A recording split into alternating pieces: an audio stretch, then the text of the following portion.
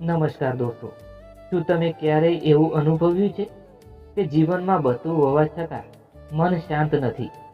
શું તમે ક્યારેય એવું વિચાર્યું છે કે હું આ દુનિયામાં કેમ આવ્યો છું? મારા જીવનનો સાચો અર્થ શું છે? ઘણી વખત માણસ પાસે પૈસા હોય છે, પરિવાર હોય છે, મિત્રો હોય છે, પણ છતાં અંદરથી ખાલીપો અનુભવાય છે. મનમાં અજાણ્યો ડર રહે છે, ચિંતા રહે છે, અને એવું લાગે છે કે જીવનની દિશા ક્યાં ખોવાઈ ગઈ છે. મિત્રો, જ્યારે મનુષ્ય જીવનના આવા પ્રશ્નોમાં ગૂંચવાઈ જાય છે, ત્યારે તેને સાચી દિશા બતાવનાર એક દિવ્ય અવાજ છે, અને એ જ અવાજ છે ભગવાન શ્રી કૃષ્ણનો. ભગવાન શ્રી કૃષ્ણ માત્ર એક દેવતા નથી, તેઓ જીવનના મહાન ગુરુ છે. તેઓ મનુષ્યને જીવન જીવવાની સાચી રીત શીખવે છે. તેમણે ગીતામાં આપેલા ઉપદેશો હજારો વર્ષ પહેલા આપવામાં આવ્યા હતા, પરંતુ આજે પણ એટલા જ સત્ય છે. કારણ કે માણસના પ્રશ્નો બદલાતા નથી. આજે પણ માણસ દુઃખી છે, આજે પણ માણસ ડરે છે, આજે પણ માણસને જીવનની દિશા શોધવાની જરૂર છે. કુરુક્ષેત્રની યુદ્ધ ભૂમિમાં જ્યારે અર્જુન પોતાના સગા સંબંધીઓ સામે ઊભો હતો, ત્યારે તેનું મન ડરથી ભરાઈ ગયું હતું. તેના હાથમાંથી ધનુષ્ય છૂટી ગયું. તેને લાગ્યું કે હું આ યુદ્ધ નહીં લડી શકું. મારા પોતાના લોકો સામે હું શસ્ત્ર કેવી રીતે ઉઠાવું? તે સમયે અર્જુન સંપૂર્ણ રીતે નિરાશ થઈ ગયો હતો. પણ એ જ સમયે ભગવાન શ્રી કૃષ્ણએ તેને જીવનનો સૌથી મોટો સત્ય સમજાવ્યો. શ્રી કૃષ્ણએ કહ્યું કે અર્જુન, જીવનમાંથી ભાગવું ક્યારેય ઉકેલ નથી. મુશ્કેલીઓથી ડરવું યોગ્ય નથી. જે માણસ મુશ્કેલીથી ભાગે છે તે ક્યારેય સફળ થવાનો નથી, પરંતુ જે માણસ હિંમતથી મુશ્કેલીનો સામનો કરે છે તે જીવનમાં મહાન બનતો જાય છે. મિત્રો, ભગવાન શ્રી કૃષ્ણનો પ્રથમ સંદેશ છે કે માણસે પોતાના કર્તવ્યને ક્યારેય છોડવું નહીં. જીવનમાં સુખ અને દુઃખ બંને આવશે, સફળતા અને નિષ્ફળતા બંને આવશે, પરંતુ માણસે પોતાના કર્તવ્યથી ક્યારેય પાછળ હટવું નહીં. ભગવાન કહે છે કે જે માણસ પોતાના કર્તવ્યને નિષ્ઠાથી કરે છે તે જ સાચો યોગી છે. કારણ કે કર્મ કરવું એ જ જીવનનો સાચો માર્ગ છે. માણસ જ્યારે કામ કરે છે ત્યારે ઘણી વખત ફળ વિશે વધારે વિચારે છે. જો સફળતા મળશે તો ખુશી થશે, અને જો નિષ્ફળતા મળશે તો દુઃખ થશે. પરંતુ શ્રી કૃષ્ણ કહે છે કે જો તમે ફક્ત કર્મ પર ધ્યાન આપશો અને ફળની ચિંતા છોડશો તો મન હંમેશા શાંત રહેશે. આ દુનિયામાં સૌથી મોટો શત્રુ બહાર નથી, પરંતુ આપણા અંદર છે, અને એ શત્રુ છે આપણું અશાંત મન. જ્યારે મન નકારાત્મક વિચારોમાં ફસાઈ જાય છે ત્યારે માણસને દરેક જગ્યાએ મુશ્કેલી દેખાય છે, પણ જ્યારે મન સકારાત્મક બને છે ત્યારે માણસ દરેક મુશ્કેલીમાં પણ એક નવી તક જોઈ લે છે. ભગવાન શ્રી કૃષ્ણ કહે છે કે માણસે પોતાના મનને નિયંત્રિત કરવું જોઈએ, કારણ કે મન જો મિત્ર બની જાય તો જીવન સ્વર્ગ બની જાય, અને મન જો શત્રુ બની જાય તો જીવન નરક બની જાય. જીવનમાં ઘણા લોકો આપણને સમજશે નહીં, ઘણા લોકો આપણું અપમાન કરશે, ઘણા લોકો આપણો વિરોધ કરશે, પરંતુ શ્રી કૃષ્ણ કહે છે કે જો તમે સત્યના માર્ગ પર છો તો ક્યારેય ડરશો નહીં. કારણ કે સત્યનો માર્ગ શરૂઆતમાં મુશ્કેલ હોય છે, પરંતુ અંતે એ જ માર્ગ સાચી જીત અપાવે છે. ભગવાન શ્રી કૃષ્ણનો એક ખૂબ જ સુંદર સંદેશ છે કે માણસે પોતાના હૃદયને હંમેશા પ્રેમથી ભરેલું રાખવું જોઈએ.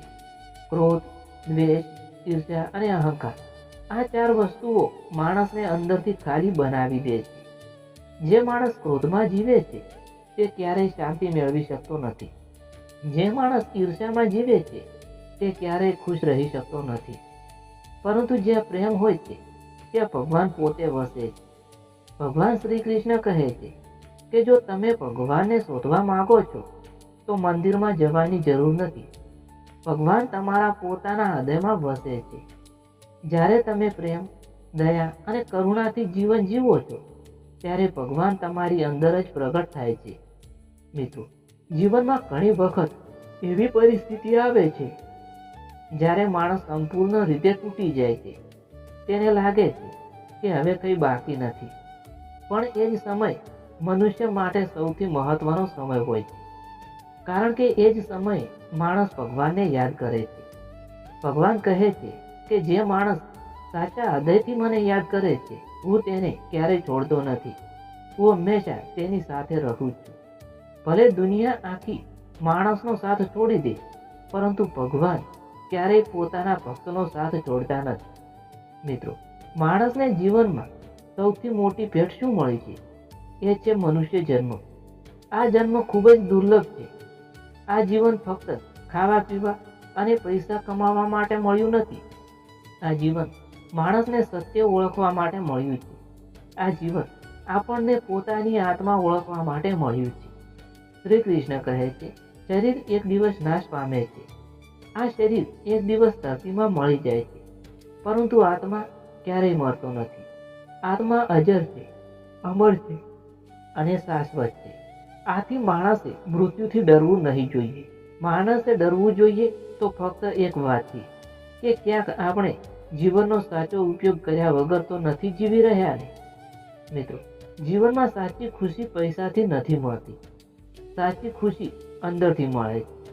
જો મનમાં શાંતિ હોય તો ગરીબીમાં પણ આનંદ આવે, પરંતુ જો મનમાં અશાંતિ હોય તો મહેલમાં રહીને પણ માણસ દુઃખી રહે છે.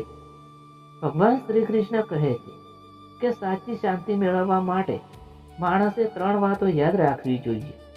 પ્રથમ, સત્યના માર્ગ પર ચાલવું, પોતાના કર્તવ્યને નિષ્ઠાપૂર્ણ કરવું, અને ત્રીજું છે ભગવાન ઉપર વિશ્વાસ રાખવો. જ્યારે માણસ આ 3 વાતો જીવનમાં અપનાવે છે, ત્યારે જીવનમાં અદ્ભુત પરિવર્તન આવે છે. ધીમે ધીમે મન શાંત થવા લાગે છે, ચિંતા ઓછી થવા લાગે છે, અને માણસને જીવનનો સાચો અર્થ સમજાવવા લાગે છે. મિત્રો, ભગવાન શ્રી કૃષ્ણ હંમેશા કહે છે કે જીવનને પ્રેમથી જીવવું જોઈએ. દરેક માણસમાં ભગવાનનો અંશ છે. આથી કોઈને નફરત કરવી યોગ્ય નથી. જ્યારે આપણે બીજાને દુઃખ આપીએ છીએ, ત્યારે ખરેખર આપણે પોતાના હૃદયને દુઃખ આપીએ છીએ. મિત્રો, હંમેશા યાદ રાખજો, જીવનમાં મુશ્કેલીઓ આવશે, લોકો તમને સમજશે નહીં. ક્યારેક પરિસ્થિતિ તમારા વિરુદ્ધ થઈ જશે, પરંતુ જો તમારા હૃદયમાં ભગવાન શ્રી કૃષ્ણ પર વિશ્વાસ છે, તો તમે ક્યારેય એકલા નથી. ભગવાન હંમેશા તમારી સાથે છે. કદાચ તમે તેમને જોઈ શકતા નથી, પરંતુ તેઓ તમને હંમેશા જોઈ રહ્યા છે. તેઓ તમને દરેક મુશ્કેલીમાંથી બહાર લાવવા માટે યોગ્ય સમયની રાહ જોઈ રહ્યા છે. આથી જીવનમાં ક્યારેય નિરાશ ન થવું. હંમેશા ભગવાનને યાદ કરવું. જ્યારે મનમાં નકારાત્મકતા આવે ત્યારે શ્રી કૃષ્ણનું નામ લેવું. જ્યારે ચિંતા આવે ત્યારે શ્રી કૃષ્ણને યાદ કરવું. જ્યારે દુઃખ આવે ત્યારે શ્રી કૃષ્ણને યાદ કરવું. કારણ કે જ્યાં ભગવાન શ્રી કૃષ્ણનું નામ હોય છે, ત્યાંથી અંધકાર દૂર થઈ જાય છે. જ્યાં શ્રી કૃષ્ણની કૃપા હોય છે, ત્યાં જીવનમાં પ્રકાશ જ પ્રકાશ ફેલાઈ જાય છે. અને અંતમાં મિત્રો, એક વાત હંમેશા યાદ રાખજો, ભગવાન શ્રી કૃષ્ણ દૂર નથી, તેઓ આપણા હૃદયમાં જ વસે છે. જ્યારે આપણે પ્રેમથી તેમને યાદ કરીએ છીએ, ત્યારે તેઓ તરત જ આપણી નજીક આવી જાય છે. આથી જીવનમાં ક્યારેય હિંમત ન હારવી, કારણ કે જે માણસ ભગવાન પર વિશ્વાસ રાખે છે, તેને આખી દુનિયા પણ હરાવી શકતી નથી. ધન્યવાદ મિત્રો. જય શ્રી કૃષ્ણ, જય શ્રી મહાકાળીમાં, જય શ્રી સતીમાં, જય શ્રી ગોગાજી મહારાજ.